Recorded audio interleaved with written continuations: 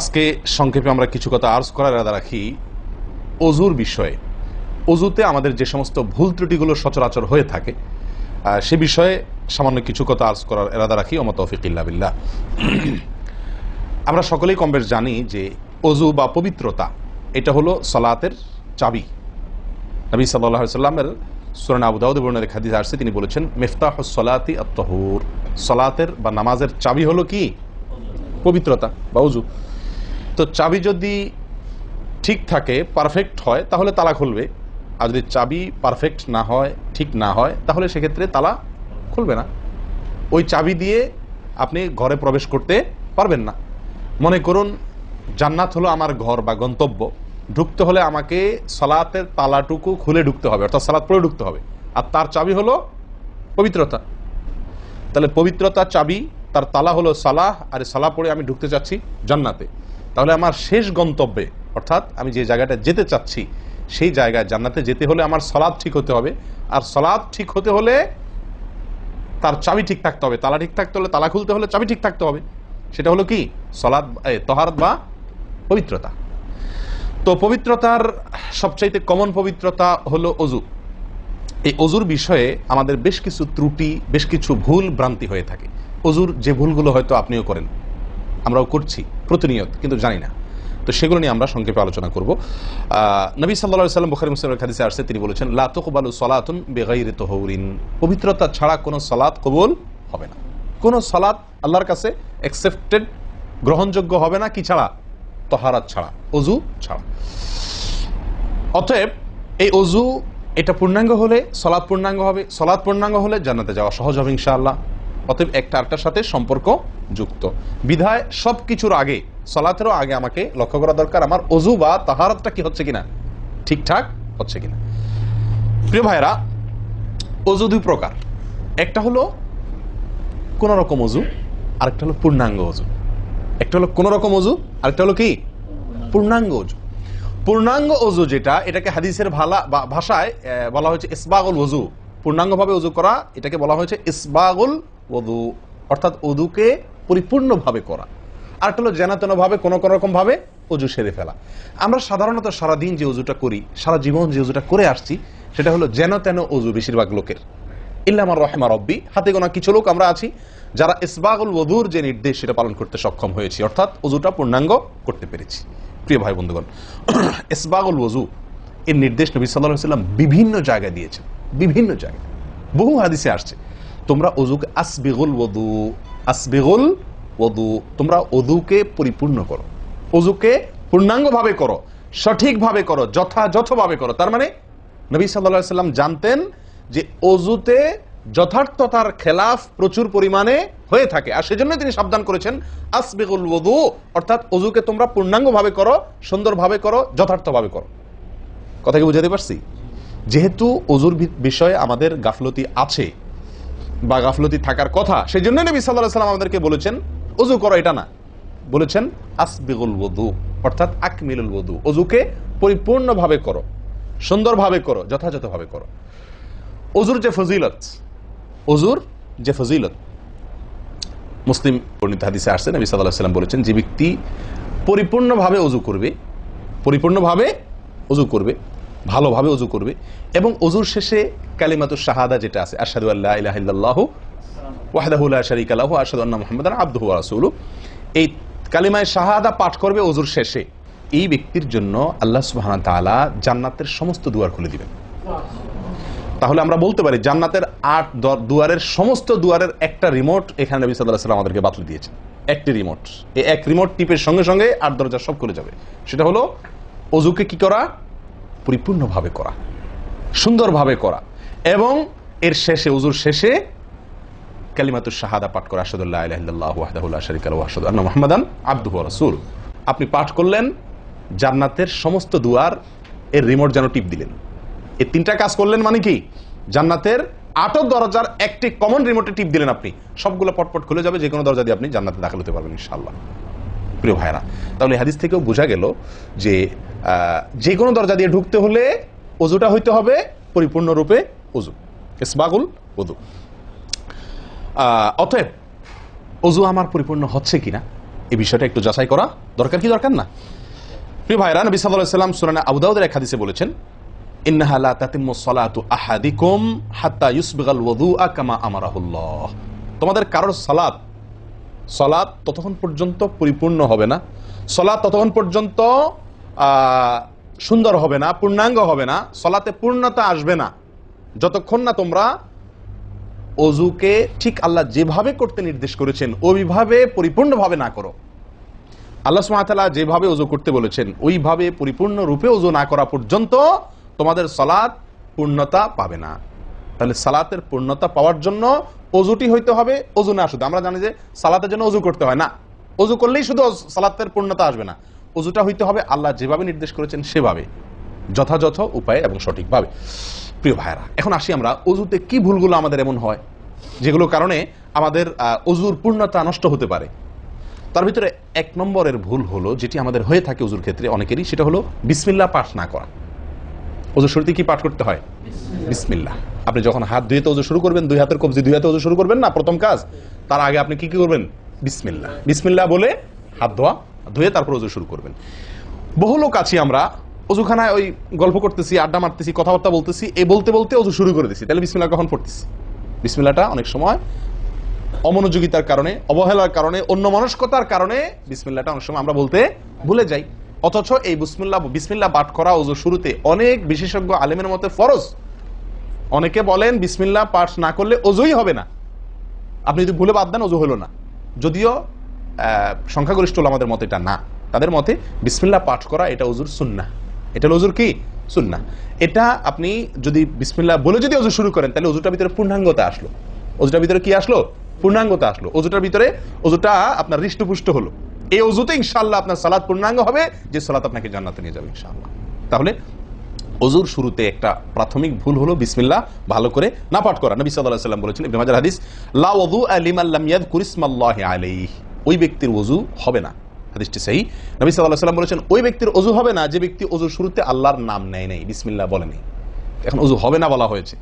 এই হবে না বলতে হাদিস বিশেষজ্ঞ উলামা ইকরাম এবং ফুকাহা ইকরাম বলেন, এখানে হবে না বলতে ওযুর ওই প্রাণ হলো না, ওযু পূর্ণাঙ্গ হলো না, ওযুটা যেভাবে হওয়া দরকার ছিল সেভাবে হলো না। কোন রকম হয়ে গেল মার্শিল হাল, সালাত আদায় হয়ে গেল, দায়িত্ব খালাস হয়ে গেল, কিন্তু এটা যেভাবে আল্লাহ সুবহানাহু ওয়া তাআলা চাচ্ছেন, নবী সাল্লাল্লাহু আলাইহি ওয়াসাল্লাম চাচ্ছেন, যেভাবে ওযুর নির্দেশ আসছে সেভাবে হলো না। যদি আমি বিসমিল্লাহ পাঠ না করি, তাহলে বোঝা গেল ওযু করার সময় আপনি কার সাথে কথা বলছেন, খোশ গল্প করছেন, মোবাইল আলাপ করছেন, অন্য কোনো ব্যস্ততায় আছেন, অন্য কোনো ধ্যানে আছেন, ওই অবস্থায় হাত ধুয়ে ওযু শুরু করে দিলেন, বিসমিল্লাহ পাঠ করলেন না। এটা হলো একটা ত্রুটি। এই ত্রুটি আমাদের হয় কিনা মাঝে মধ্যে? অনেকে তো আছেন নিয়মিতই করেন না, অনেকে আছেন করেন কিন্তু ওই যে অন্য মানুষ হয়ে গেলে হাত ধুয়ে শুরু করে দিয়েছেন আর বিসমিল্লাহ আর বলেন নাই। তাহলে আপনি যে কোনো কাজের শুরুতে বিসমিল্লাহ বললেন কি না বললেন সেটা এত বেশি গুরুত্বপূর্ণ না, যত বেশি গুরুত্বপূর্ণ ওযুর শুরুতে বিসমিল্লাহ পাঠ করা, কারণ এটার জন্য পৃথক নির্দেশ এসেছে। এমনি তো একটা কমন নির্দেশ আছে, নবী সাল্লাল্লাহু আলাইহি ওয়াসাল্লাম বলেছেন, কুল্লু আমরিন জিবারিন লাম ইউবদা বিবিসমিল্লাহ ফাহুয়া আবতার ওয়া ফি রিওয়ায়াতিন ফাহুয়া আকতা। যে কোনো গুরুত্বপূর্ণ কাজ আল্লাহর নাম দিয়ে শুরু না করলে সেটা অপূর্ণাঙ্গ থাকে, কাজটা অর্ধেক থাকে, অর্ধেকা থাকে, অপূর্ণাঙ্গ থাকে, পূর্ণাঙ্গতা আসে না যে কোনো ভালো কাজ। কিন্তু ওযুর বিষয়ে নবী সাল্লাল্লাহু আলাইহি ওয়াসাল্লামের আলাদা নির্দেশ আছে, ওযু হয় না এমন কথা তিনি বলেছেন। তাহলে বোঝা গেল ওযুর শুরুতে বিসমিল্লাহ পাঠের উপরে আমাদের সাবধান হতে হবে। এখন একটা সমস্যা হলো, আমরা আজকাল বেশিরভাগ লোক ওযু করি হলো টয়লেটের মধ্যে, আর টয়লেটের মধ্যে আল্লাহর নাম নেওয়া নিষেধ, ঠিক না ঠিক? টয়লেটের মধ্যে আল্লাহর নাম নেওয়া নিষেধ, জায়েজ নাই। তাহলে আমাদের ওযু যদি টয়লেটে আপনার বাথরুমের ভিতরে যে কি করি ওযু করি, তাহলে আমি বিসমিল্লাহ বলতে পারবো না, কারণ আল্লাহর নাম নেওয়া বাথরুমে নিষেধ, টয়লেটে নিষেধ। আবার বিসমিল্লাহ না বললে আমার ওযুটাও পূর্ণাঙ্গ হচ্ছে না, তাহলে আমি করবোটা কি? বলেন, সমাধানের পথ কি? কি করব? কি নিষেধাজ্ঞা অমান্য করে বিসমিল্লাহ বলবো, নাকি আপনার বিসমিল্লাহ ছেড়ে দেবো? তাতে তো ওযু আবার পূর্ণাঙ্গ হবে না, দুইটাই সমস্যা না? এই জন্য উত্তম এবং সবচেয়ে ভালো হলো ওযুটা বাহির করার চেষ্টা করবেন। বেশিরভাগ জায়গাতে, সব জায়গাতেই কম বেশ, বাথরুম টয়লেটের ভেতরে যদি বেসিন থাকে তো বাইরেও টেপ বা বেসিনের ব্যবস্থা থাকে, থাকে না? থাকে না? বিশেষ করে বাসা বাড়িতে অথবা অফিস আদালতে দেখা যায় যে ওই টয়লেটে অনেক সময় আমরা কি করে ফেলি, ওযু করে ফেলি। এটা উচিত না, এটা একটা ভুল আমাদের। ওযু আমরা করব বাহিরে। কেন? কারণ টয়লেটে ওযু করতে গেলে আল্লাহর নাম নিতে হচ্ছে, আর আল্লাহর নাম নেওয়া নিষেধ। সেখানে আমি আল্লাহর নাম নিতেও পারছি না আর নাও নিতে পারছি না। যদি নেই তাহলে আল্লাহর নাম নিয়ে গুনাহ করছি টয়লেটে, আর যদি না নেই তাহলে আমার ওযুটা অপূর্ণাঙ্গ থেকে যাচ্ছে, ঠিক না ঠিক? এই জন্য আমরা উত্তম হলো ওযু করব কোথায়? বাইরে এসে যে কোনো টেপে। কথা কি বুঝাতে পারছি? বাইরে এসে একান্ত যদি কখনো আপনি বাধ্য হয়ে যান, বাইরে ভিড় নাই, ব্যবস্থা, সেটা ভিন্ন কথা। আর বাসা বাড়িতে যদি এরকম কোনো বাসা বাড়িতে যে বাইরে কোনো সিস্টেম নাই, আপনার নিজের বাসা না, আপনি ঠিক করতে পারতেছেন না, তো কমপক্ষে বেশি এবং আপনার টয়লেটের কমোডের মাঝখানে কি দিব, একটা পর্দা বা ওয়াল কোনো কিছু দিয়ে নিব ইনশাআল্লাহ। কথা বুঝতে পারছি ভাই? আল্লাহ তাআলা আমাদের সকলকে এই বিষয়টি লক্ষ্য করার তৌফিক দান করেন। তাহলে ভাই আমরা বিসমিল্লাহ পাঠ করব ওযুর শুরুতে, লক্ষ্য করব ইনশাআল্লাহ যাতে করে ওযুর শুরুতে বিসমিল্লাহ পাঠে ভুল না হয়। মনে থাকবে তো ইনশাআল্লাহ? আল্লাহ আমাদের তৌফিক দান করেন। দ্বিতীয় যে ভুলটি হয় ভাই, 199 জনের বলবো, তার চেয়ে বেশি হতে পারে, হাজারের ভিতরে 10 জন মানুষের হয় কিনা আমার সন্দেহ আছে এই কাজটা সঠিকভাবে করতে পারি না। সেটা হলো ওযুর সময় মিসওয়াক করা। ওযুর সময় কি করা ভাই? মিসওয়াক করা। এটি এত গুরুত্বপূর্ণ সুন্নাত যে নবী সাল্লাল্লাহু আলাইহি ওয়াসাল্লাম বলেছেন, বুখারীর হাদিস, লাউলা আন আশুক্কা আলা উম্মতি লা আমারতুহুম বিসওয়াকি ইনদা কুল্লি ওযু। বুখারীর হাদিস। নবী সাল্লাল্লাহু আলাইহি ওয়াসাল্লাম বলেন, আমার উম্মতের জন্য যদি কঠিন না হতো, তাদের জন্য কষ্টের কারণ না হতো, তাহলে আমি তাদেরকে বাধ্যতামূলক করে দিতাম, ফরজ করে দিতাম কি? প্রত্যেক ওযুর সময় মিসওয়াক করা। প্রত্যেক ওযুর সময় মিসওয়াক করা, এটা বাধ্যতা করে দিতাম যদি তাদের কষ্টের কারণ। কারণ বাধ্যতামূলক করে দিলে তখন এটা তাদের জন্য, প্রতি ওয়াক্তে মিসওয়াক করাটা তাদের জন্য বাধ্যতামূলক হয়ে গেলে এটা ছাড়া ওযু হতো না, তখন তারা বিপদে পড়ে যেত, বেশি কষ্ট হয়ে যেত। ওযুতে যদি এখন মনে করেন 10টা 15টা 20টা ফরজ নবী সাল্লাল্লাহু আলাইহি ওয়াসাল্লাম ঠিক করে দিন, তাহলে 20টা 15টা 20টা 25টা ফরজ আদায় করে ওযু করা একটু কষ্ট হয়ে যেত না? 5 বার দৈনিক একটু আমাদের জন্য ঝামেলা হয়ে যেত কিনা? নবী সাল্লাল্লাহু আলাইহি ওয়াসাল্লাম সেদিকে লক্ষ্য করে আমাদেরকে কি করলেন না? সহজ করে দিলেন, অর্থাৎ ফরজ করলেন না। তার মানে কি করলেন? সুন্নাহ এর অন্তর্ভুক্ত করলেন। কিন্তু তার হাদিস থেকে, তার বক্তব্য থেকে বোঝা যায় যে ওযুর সময় মিসওয়াকের গুরুত্ব তার কাছে কত বেশি ছিল। নবী সাল্লাল্লাহু আলাইহি ওয়াসাল্লামের কাছে ওযুর সময় মিসওয়াক করার গুরুত্ব কত বেশি ছিল, সেটা এই হাদিস থেকে বোঝা যায় কি যায় না? তিনি চাইছেন আমাদেরকে ওযুর সময় মিসওয়াকের নির্দেশটা বাধ্যতামূলক করতে। শুধু করেন নাই কেন? আমাদের কষ্টের দিকে লক্ষ্য করে। এই হাদিস থেকে নবী সাল্লাল্লাহু আলাইহি ওয়াসাল্লাম যে চাচ্ছেন মনে প্রাণে আমরা যেন ওযুর সময় মিসওয়াক করি, এটা বোঝা যায় কি যায় না? ভাই আমরা বিশেষ করে আরবিয়ানদেরকে দেখি, স্পেশালি সৌদি আরবে আমরা যারা আছি দেখি যে সৌদিদের প্রত্যেকের পকেটে কি থাকে? মেসওয়াক থাকে, এবং তারা সারাক্ষণ মেসওয়াক করে। এটা যেমন আমার দাঁতের মাড়ির জন্য উপকারী, ন্যাচারাল আপনার রস, মেসওয়াকের রস কর যেটা আসে, বিশেষ করে তিতারিতে জাতীয় হলে আরো বেশি ভালো হয়। এটা আমাদের দাঁতের জন্য যেমন উপকার হয়, তেমনি ভাবে দাঁতকে পরিষ্কার রাখে, দবদবা রাখে, দুর্গন্ধ দূর করে, অনেক দুনিয়াবী উপকারিতা আছে। আর এর পাশাপাশি আপনি যতবার মেসওয়াক করছেন ততবার নবী সাল্লাল্লাহু আলাইহি ওয়াসাল্লামের এই আদেশটি আপনার পালন হচ্ছে। ওযুটা, বিশেষ করে ওযুর সময় মেসওয়াক করলে আপনার ওযুটা কি হচ্ছে?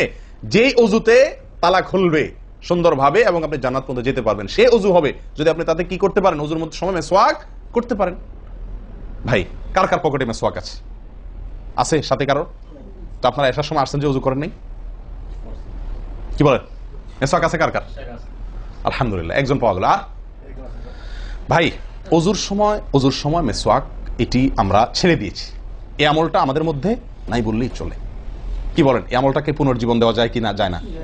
অন্য কারোর জন্য না, আমার নিজের জন্য। আমি মিসওয়াক করব, তার উপকারিতা আমি নিজে পাবো। দুনিয়াতে পাবো মাড়ি ভালো থাকবে, মুখ দুর্গন্ধ দূর হবে, মুখ পরিচ্ছন্ন হবে। আখেরাতে পাবো নবী সাল্লাল্লাহু আলাইহি ওয়াসাল্লামের সুন্নাহ পালনের মাধ্যমে ওযু সুন্দর হবে। ওযু সুন্দর হলে সালাত ঠিক হবে, সালাত ঠিক হলে জান্নাতে যেতে পারবো। তাহলে একটা একটার সাথে সম্পর্কযুক্ত। মেসওয়াক করবো তো ইনশাআল্লাহ? একদম উঠে গেছে মেসওয়াক। ওযুর সময় মেসওয়াক করতে আমাদের দেশি ভাইদেরকে দেখাই যায় না একেবারে বললে চলে। প্রিয় ভাইরা, আপনারা কি জানেন নবী সাল্লাল্লাহু আলাইহি ওয়াসাল্লামের জীবনের শেষ আমল কি ছিল? মেসওয়াক ছিল। নবী করিম সাল্লাল্লাহু আলাইহি ওয়াসাল্লামের জীবনের শেষ আমল, যে আমলের পরে আর কোনো আমলের সুযোগ পান নাই, এই আমলের পরে তিনি দুনিয়া থেকে বিদায় নিয়ে গেছেন। তার জীবনের লাস্ট আমল কি ছিল? মেসওয়াক। তিনি আয়েশা রাদিয়াল্লাহু তাআলা আনহার কোলে মাথায় রেখে শুয়েছিলেন মৃত্যুর ঠিক আগ মুহূর্তে। শরীরে আর শক্তি ছিল না মেসওয়াক চিবানোর মতো। নতুন মেসওয়াক চিবায়া ওটাকে নরম করবেন, এই শক্তিটা ছিল না। আল্লাহ রাসূল সাল্লাল্লাহু আলাইহি ওয়াসাল্লাম আয়েশা রাদিয়াল্লাহু তাআলা আনহাকে দিলেন, আয়েশা মেসওয়াকটা আমাকে একটু চাবায়া দাও। তিনি চাবায়া নরম করে দিলেন। এরপর নবী সাল্লাল্লাহু আলাইহি ওয়াসাল্লাম মেসওয়াকটা করলেন। বাস, এই মেসওয়াকের পরে তার মৃত্যু, এবং এই মেসওয়াকের মাঝখানে আর কোনো আমল করার সুযোগ ছিল না। ভাই কত গুরুত্বপূর্ণ আমল বোঝা উচিত। ওযুর সময় মেসওয়াকটা উঠে গেছে, আমরা কি করবো ইনশাআল্লাহ? সবসময় মেসওয়াক পকেটে রাখবো তো ইনশাআল্লাহ? ওযুর সময় মেসওয়াক কখন করবেন, এটা নিয়ে ওলামাদের দুটি মত পাওয়া যায়। বেশিরভাগ ওলামাদের মত এবং বিশুদ্ধ মত হলো কুলি করার সময় আমরা মেসওয়াক করব। কুলি করার সময় আপনি বিসমিল্লাহ বলে হাত ধুলেন, এরপরে কুলি করলেন। মেসওয়াক করতে হবে এভাবে, সোজাসুজি, উপরে নিচে না, পাশাপাশি, ঠিক আছে? মেসওয়াক দিয়ে এভাবে আপনি খুব বেশি সময় করা দরকার না, একটা ঘষা দেন উপরের মাড়িতে, আরেকটা ঘষা দেন নিচের দাঁতে, দিয়ে এবার একবার কুলি করে ফেলান, ঠিক আছে? আবার মেসওয়াক দিয়ে একটা ঘষা দেন, আবার একটা ঘষা দেন, আবার কুলি করে ফেলেন। এভাবে 3 বার মেসওয়াক করেন, 3 বার কুলি করেন, বাস সুন্নাত আদায় হয়ে গেল। কথা কি বুঝাতে পারছি? আল্লাহ তাআলা আমাদের সকলকে তৌফিক দান করেন। প্রিয় ভাইরা, তাহলে ওযুর মধ্যে আমাদের যে খুঁতগুলো আছে আমি সেগুলো ধরা দেওয়ার চেষ্টা করছি। একটা বড় খুঁত, যে খুঁত থেকে আমরা বেশিরভাগ লোকই মুক্ত নই, সেটি হলো মেসওয়াক বিহীন ওযু। লক্ষ্য করবো তো ইনশাআল্লাহ? আল্লাহ আমাদেরকে আমলের তৌফিক দান করেন। একান্ত না থাকলে আঙ্গুল দিয়ে করলেন, কিন্তু আপনি নিয়মিত আঙ্গুল দিয়ে করলেন সেটা না, মেসওয়াকই করা উচিত।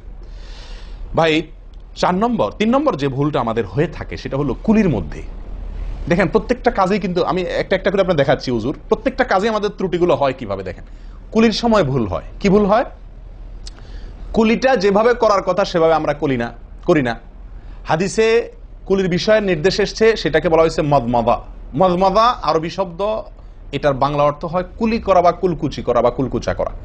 এই কুলি বা কুলকুচা এটা হলো মুখের ভিতরে আপনি হাতের কষে করে পানি নিয়ে মুখে নাড়বেন, এরপরে ফেলবেন, আবার হাতে নিবেন, কিছু সময় নাড়বেন, 1 সেকেন্ড হোক 2 সেকেন্ড হোক, এরপরে ফেলবেন।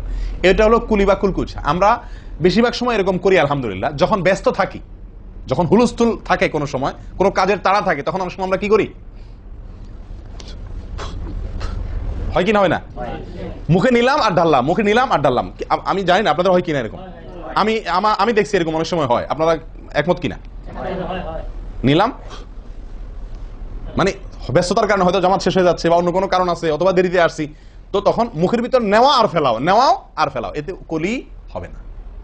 হাদিসে যে কুলির নির্দেশ আসছে সেই কুলি হবে না। এটা মুখে পানি দিলেন আর বাইর করলেন, এটাতে কুলি হইতে হলে আপনাকে মুখে পানি দিবেন, নাড়বেন। ভাই কুলিটা কেন করতে বলা হয়েছে? মুখের ভেতরটা কি করার জন্য? পরিষ্কার করার জন্য। আপনি যদি মুখে পানি নেন আর বাইর করেন, তাহলে কি মুখ পরিষ্কার হবে? আপনাকে তো মিনিমাম 1-2 সেকেন্ড হলেও নাড়তে হবে জিনিসটা, পানিটা, তাহলে আপনার মুখটা কি হবে? পরিষ্কার বা পরিচ্ছন্ন হবে। আল্লাহ তাআলা আমাদেরকে আমলের তৌফিক দান করেন। ভাই তাহলে কুলির ত্রুটিটা বুঝতে পারছেন তো? তাড়াহুড়া করে অনেক সময় মুখে পানি নিয়ে ফেলে দিই আমরা, এটা করা যাবে না। নাম্বার 4, নাকে পানি দেওয়া। দেখেন একটা একটা করে দেখেন, প্রত্যেকটাতে ত্রুটি আছে। আল্লাহুল মুস্তাআন। নাকে পানি দেওয়া, নাকে পানি দেওয়ার যে নির্দেশ আসছে হাদিসে, এটাকে বলা হয় ইস্তেনশাক। ইস্তেনশাক, ইস্তেনশাক আরবি ব্যাকরণ অনুযায়ী এটা বাবে ইস্তিফআলের মাসদার বা ক্রিয়ামূল, যেটার মধ্যে এক্সট্রা ভাবে টানা, আকর্ষণ করার অর্থ যার মর্মের ভিতরে আছে। তো ইস্তেনশাক শব্দের মূল অর্থ হলো পানি টানা, নাকে পানি টানা। আমরা নাকে পানি টানি না, দেইও না। ধান খেতে পানি দেওয়া হয়, আর লাল শাকের খেতে পানি ছিটানো হয়, ঠিক না ভাই? ঠিক। লাল শাক বা মূলার শাকের খেতে পানি ছিটানো হয়, আর ধান খাত বেশিরভাগ ইরি ধান ইত্যাদি এই সমস্ত ধান খেতে পানি দেওয়া হয়। তাহলে দেওয়া আর ছিটানো বেশ কম আছে কি নাই? একটা হলো দেওয়া, একটা হলো ছিটানো, আর একটা হলো টানা। টানা হলো এ ক্লাসের অজুতে নাকে পানি টানবেন, বি ক্লাসের অজুতে নাকে পানি দিবেন, থার্ড ক্লাসের অজুতে নাকে পানি ছিটাবেন। আমি কি বুঝতে পারছি? তো আমরা বেশিরভাগ লোক থার্ড ক্লাসের অজু, সারা জীবন থার্ড ক্লাসের অজু করি। আপনি থার্ড ক্লাসের অজু করে আপনি জান্নাতে যাবেন? ফার্স্ট ক্লাসে থাকেও তো যাইতে কঠিন হয়ে যায়। আপনি থার্ড ক্লাসের অজু করে কিভাবে আপনি সালাতের খুলবেন, তালা খুলবেন, কিভাবে আপনি জান্নাতে যাবেন? অতএব ভাই এই নাকে পানি দেওয়ার বিষয়ে সাবধান থাকতে হবে। দেখুন নিয়ম হলো, আপনি হাতের কোষে পানি নিয়ে নাকে ধরলেন, নাকে ধরে হালকা কি করবেন? টান দিবেন, হালকা টান দিবেন, হালকা টান। কারণ একটু জোরে টান হয়ে গেলে সেটা কি হয়ে যাবে? নাকের তালুতে উঠবে, আপনার কষ্টের কারণ হবে। শরীয়ত আপনাকে কষ্ট দিতে চায় না, শরীয়ত আপনাকে কষ্ট দিতে চায় না। আল্লাহ সুবহানাহু ওয়া তাআলা চান না আমরা কোনো কষ্টে নিপতিত হই। অতএব আমি এমন জোরে টান দেবো না যে নাকের তালুতে উঠে, কিন্তু হালকা একটু টান দেবো, যাতে করে অন্তত সামান্য একটু ভেতরে পানিটা যায়। নাকে পানি দেওয়ার উদ্দেশ্য আর কুলি করার উদ্দেশ্য এক। নাকে পানি দেওয়ার উদ্দেশ্য হলো নাকের ভেতরের যে ময়লাগুলা, ধারে কাছে যে ময়লাগুলো আছে, এগুলো যেন পরিষ্কার হয়ে যায়। আল্লাহর দরবারে দাঁড়াবো পরিচ্ছন্ন হয়ে, পবিত্র হয়ে। হ্যাঁ, এই জন্য নাকে পানি দেওয়ার নির্দেশ আছে। এখন আপনি যদি নাকে পানি কোষ নিয়া ধরে একটু হালকা টান দেন, তাহলে ভিতরে কিছুটা পানি যাবে কি যাবে না?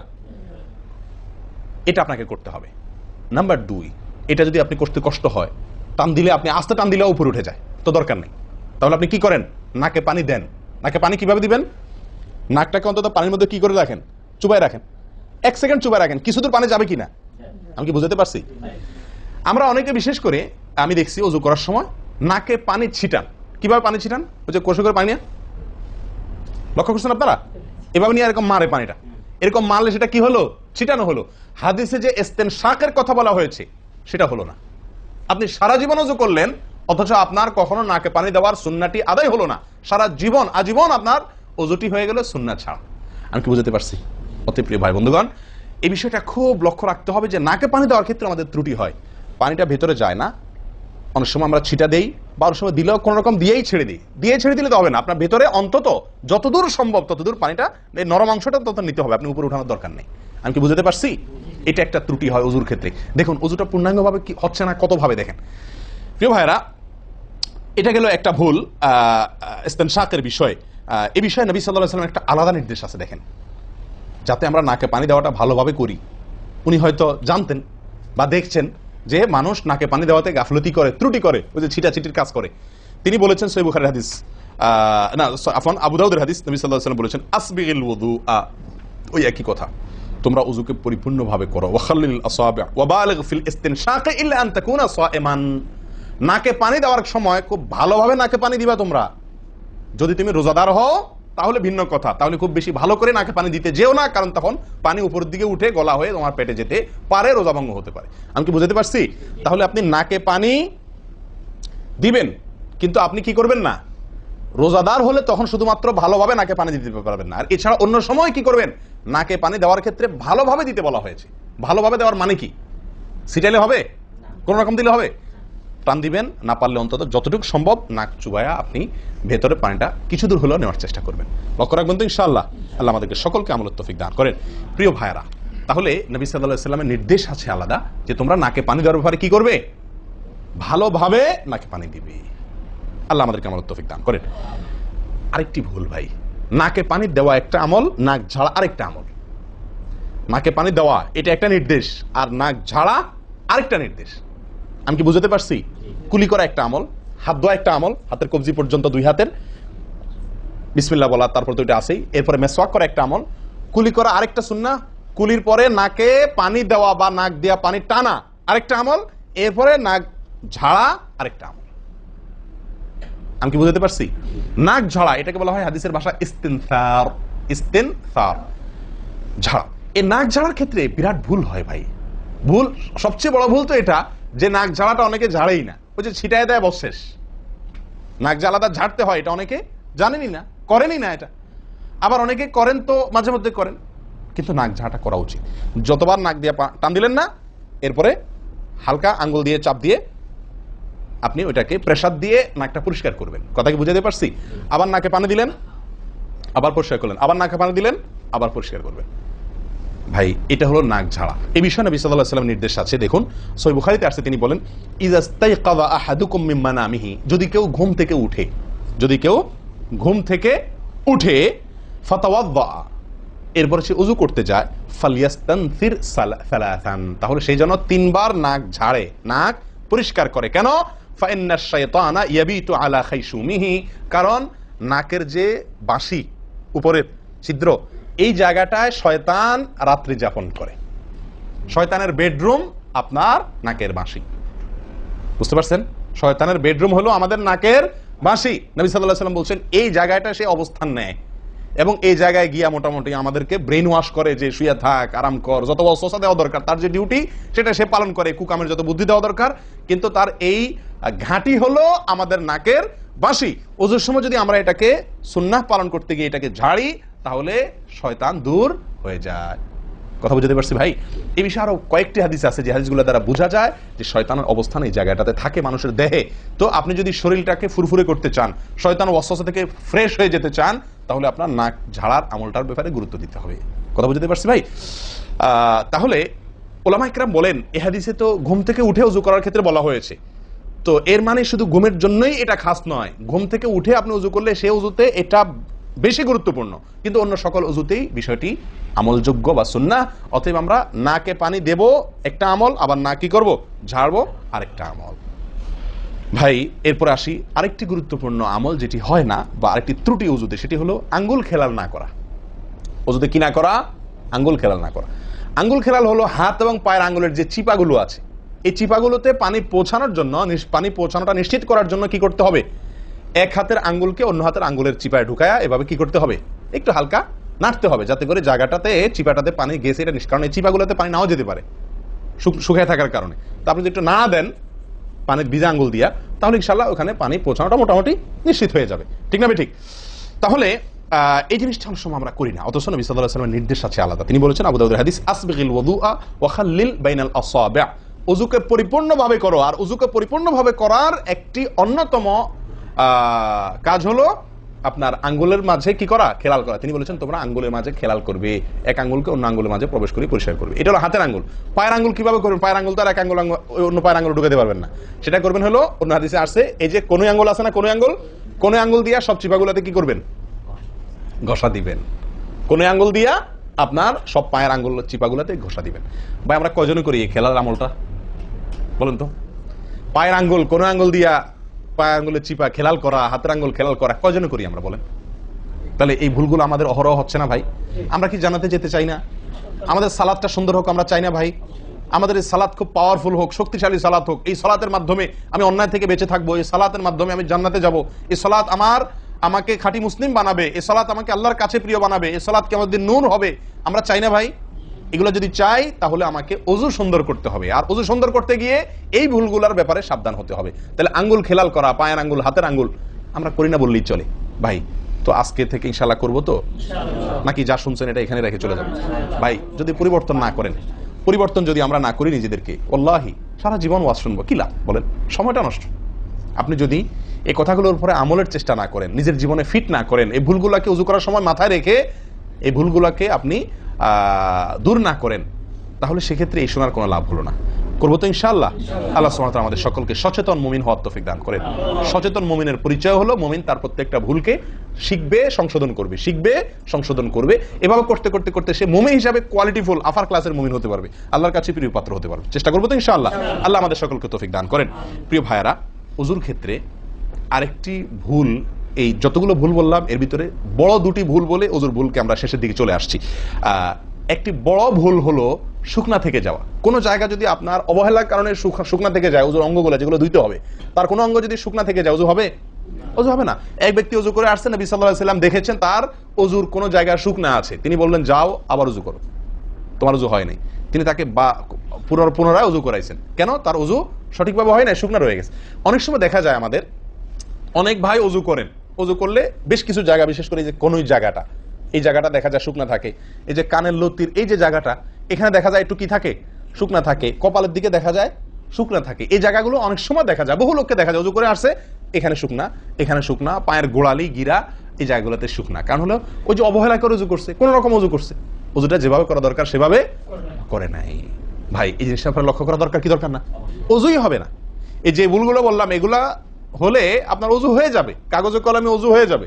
কিন্তু এখনকার যে ভুলটা বললাম, যদি শুকনা না থাইকা যায়, আল্লাহ মাফ করেন, তাহলে কাগজে কলমে ওযু হবে না, কাগজে কলমেও কি হবে না, ওযু হবে না। এত জঘন্য, সাবধান থাকার দরকার, কি দরকার না?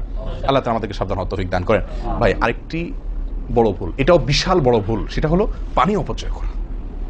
পানি অপচয় করা, আল্লাহ মাফ করেন, এটা থেকে মুক্ত আমরা কেউই না বোধ হয় এই যুগে। পানি অপচয় ওযুর সময়। ভাই আমাদের ওযুতে কত পানি লাগে? আপনি যদি, আমরা তো বেশিরভাগ লোক এখন ট্যাপে ওযু করি না, আপনি যে ট্যাপটা ব্যবহার করেন ওই ট্যাপের নিচে যদি একটা কি রাখেন, বালতি রেখে দেন, আপনি ওযু করার শেষে লক্ষ্য করে দেখেন একটা খালি বালতি যদি রাখেন, কি পরিমাণ পানি পড়বে আনুমানিক? প্রায় এক বালতির মতো হয়ে যাবে না? সুবহানাল্লাহ। 50-100 জন লোকের ওযুর পানি এটা। নবী সাল্লাল্লাহু আলাইহি ওয়াসাল্লামের ওযুর পানির পরিমাণটুকু হাদিসে আসছে ভাই। এক গ্লাস পরিমাণ পানি দিয়ে তার কি হয়ে যেত? ওযু হয়ে যেত। এক গ্লাস পানির প্রয়োজন হতো না নবী সাল্লাল্লাহু আলাইহি ওয়াসাল্লামের ওযুতে, গোটা ওযুতে। আর সেখানে এক গ্লাস তো আমাদের শুধু কিসেই লাগে? হাত ধুতেও এক গ্লাস হয় কিনা সন্দেহ, এক হাতেও হয় কিনা এক গ্লাস ধুতে সন্দেহ। ভাই হাসির বিষয় না, এটা খুব জঘন্য অপরাধ, জঘন্য অপরাধ। আল্লাহ সুবহানাহু ওয়া তাআলা কোরআনে কারীমের ভিতরে কি বলেছেন? ইন্নাল মুবাযযিরিনা কানু ইখওয়ানাশ শায়াতিন, শয়তানের ভাই। হারাম পানি অপচয় করা, পানি অপচয় করা।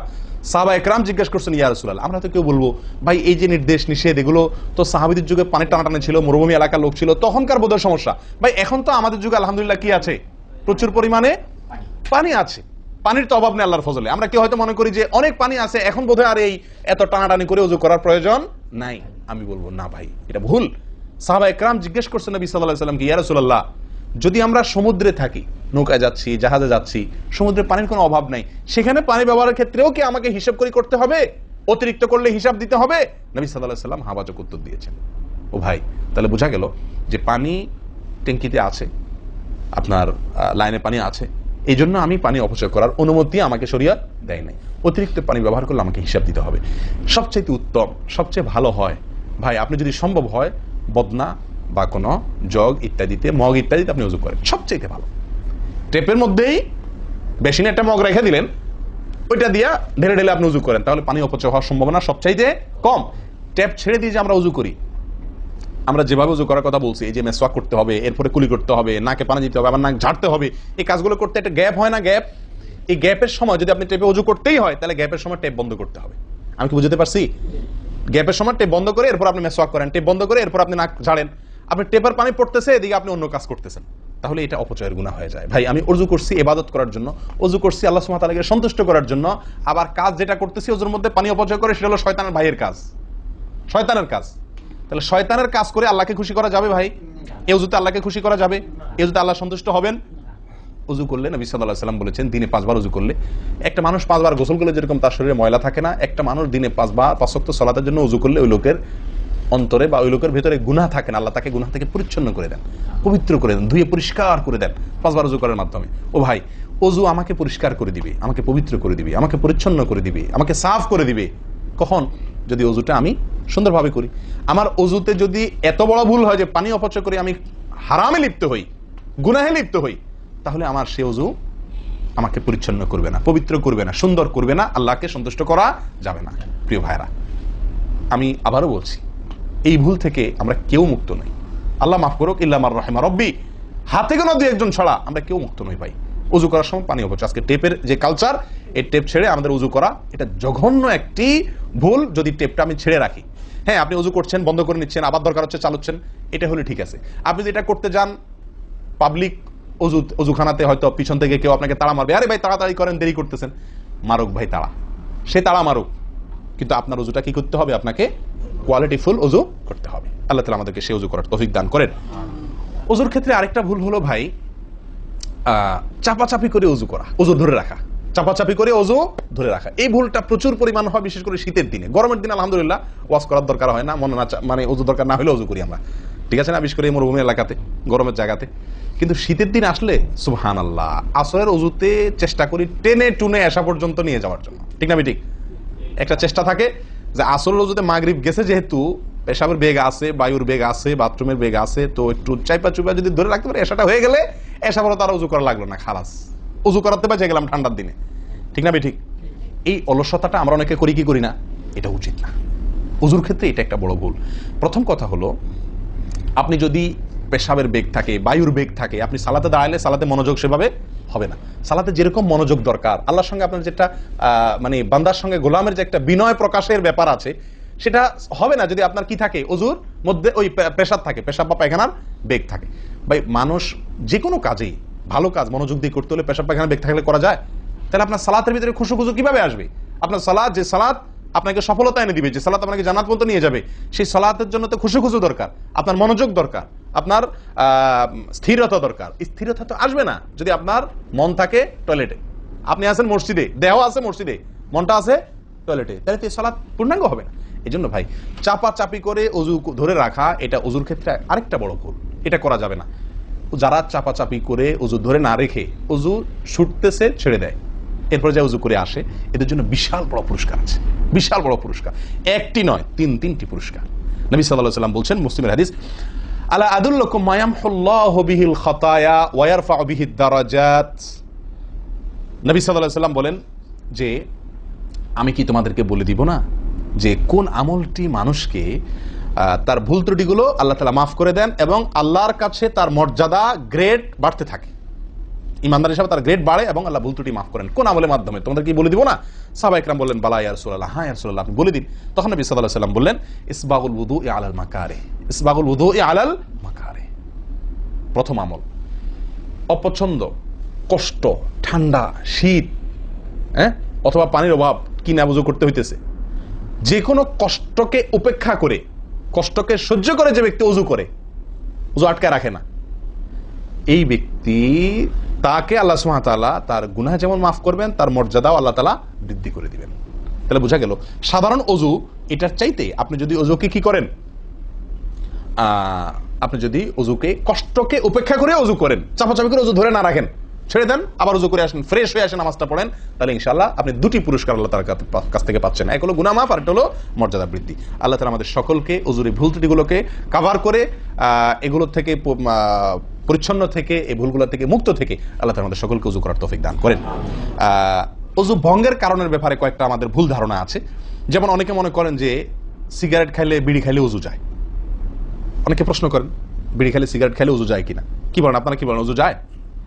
বিড়ি সিগারেট খেলে আপনাদের এখানে যায় অজু? না, আমাদের এখানে যায় না, আমাদের এখানে অজু যায় না ভাই। বিড়ি বা সিগারেট খাইলে অজু যাবে না। অজু যাওয়ার সাথে বিড়ি বা সিগারেটের সম্পর্ক না, ধূমপানের সাথে অজু যাওয়ার সম্পর্ক না।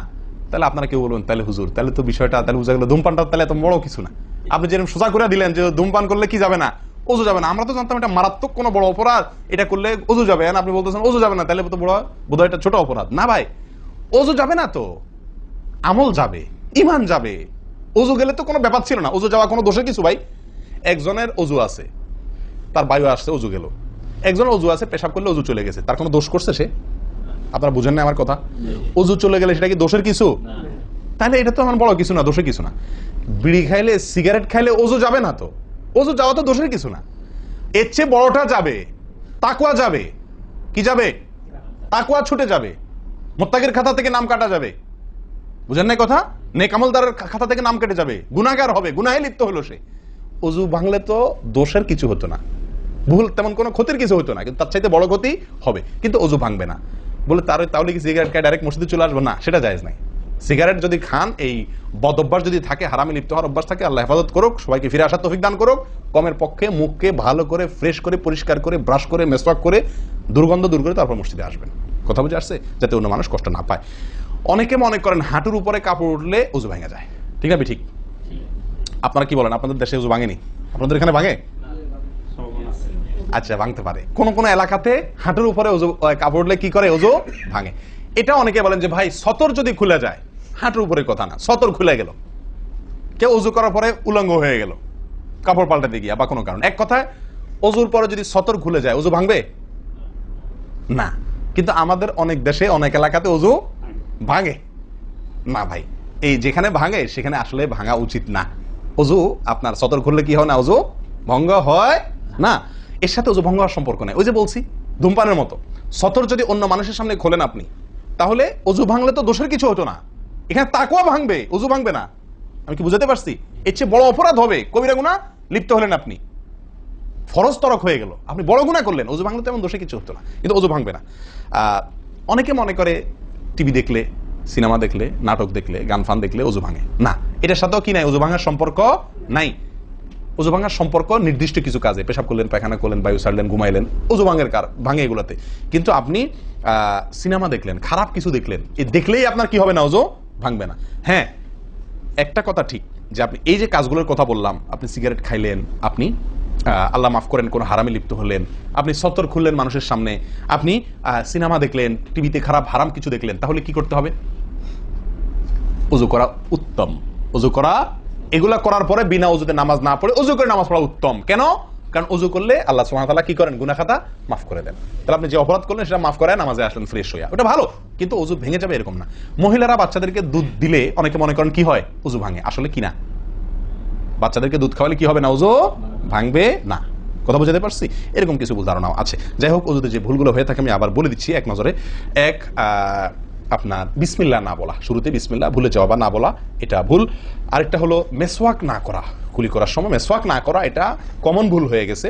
3 নম্বর হলো কুলিটা সুন্দরভাবে না করা, পানিতে মুখে পানি কোষ করে নিয়ে এরপরে কিছু সময় মুখের ভিতরে করে নাড়াতে হবে। না নাড়ানো, এটা আরেকটা ভুল। নিয়ে ফেলে দিলাম তাড়াহুড়া করে, এটা আরেকটা ভুল। 4 নম্বর হলো আপনার নাকে পানি ছিটাই আমরা, এটা আরেকটা ভুল। ছিটানো যাবে না নাকে পানি টানতে হবে অথবা পানি দিতে হবে, কিন্তু পানি কি করা যাবে না? ছিটানো যাবে না, ছিটানোটা আরেকটা ভুল। 5 নম্বর হলো আপনার নাক ঝাড়া। নাকে পানি দেওয়ার পরে কি করতে হয়? নাক ঝাড়তে হয়। আবার দেখেন ডানে বামে লোকজন দেখে ঝাড়েন, বিশেষ করে উজুখানাতে যদি করেন উল্টাপাল্টা আপনার নাক ঝাড়া মার খায়েন না, তখন আমার কথা বলেন না আমার যে মৌলভী সবার ওয়াজ শুনে আমি মার খাইছি। দেখেন নাক ঝাড়ার সময় দেখে শোনা আশপাশে দেখে নিজের নিয়ন্ত্রণে রেখে নাক ঝাড়ানো, কিন্তু ঝাড়তে হবে। ঝাড়াটা একটা সুন্নাহ আমল, এটি বিলুপ্ত হওয়ার পথে। 6 নম্বর হলো ভাই আঙ্গুল খেলাল করা। কি করা? আঙ্গুল খেলাল করা। এটা উঠে গেছে, পায়ের আঙ্গুল খেলাল করতে হবে। কোন আঙ্গুল দিয়ে হাদিসে আসছে? আর হাতের আঙ্গুল এগুলো দিয়া, কারণ এগুলোতে জাহান্নামের আগুন প্রবেশ করবে যদি এগুলো শুকনা থাকে, সালাত হবে না। এরপর আসি 7 নম্বর ভুল হলো আপনার সালাতের মধ্যে, এই ওযুর মধ্যে কোন অঙ্গ শুকনা থেকে যায়, বিশেষ করে গিরা। নবী সাল্লাল্লাহু আলাইহি ওয়াসাল্লাম বলেছেন ওয়াইলুল লিল আকাবি মিনান নার, তোমরা পায়ের গিরা গোড়ালি এগুলোকে জাহান্নামের আগুন থেকে বাঁচাবা, অর্থাৎ এগুলোতে ভালো করে পানি পৌঁছানোর জন্য। কারণ বিশেষ করে শুকনার দিনে, শুকনা যখন হয় শীতের দিনে, তখন এগুলো ফেটে যায়, পানি আপনি ঢাললেই যায় না, একটু হালকা ডললে ভালো করে তারপরে পানিটা জায়গা মতো যায়। এই জন্য ওইগুলোর উপরে গোড়ালির উপরে বিশেষভাবে লক্ষ্য রাখা দরকার। আর কষ্ট উপেক্ষা করে উজু করার চেষ্টা করা দরকার। আর শেষ যেটা, সেটা হলো পানি অপচয়। কি করা ভাই? পানি অপচয় করা। প্রচুর পরিমাণ পানি আমরা অপচয় করি উজু করার সময়, যেটা আমাদের উজুর সৌন্দর্যকে নষ্ট করে, উজুর গুণগত মানকে নষ্ট করে দেয়। আসুন সুন্দরভাবে উজু করার স্বার্থে এই ভুলগুলো থেকে মুক্ত থাকার চেষ্টা করি। আল্লাহ তাআলা আমাদের সকলকে আমল তৌফিক দান করেন। ওয়া আখিরু দাওয়ানা আলহামদুলিল্লাহি রাব্বিল আলামিন। আসসালামু আলাইকুম ওয়া রাহমাতুল্লাহি ওয়া বারাকাতুহু।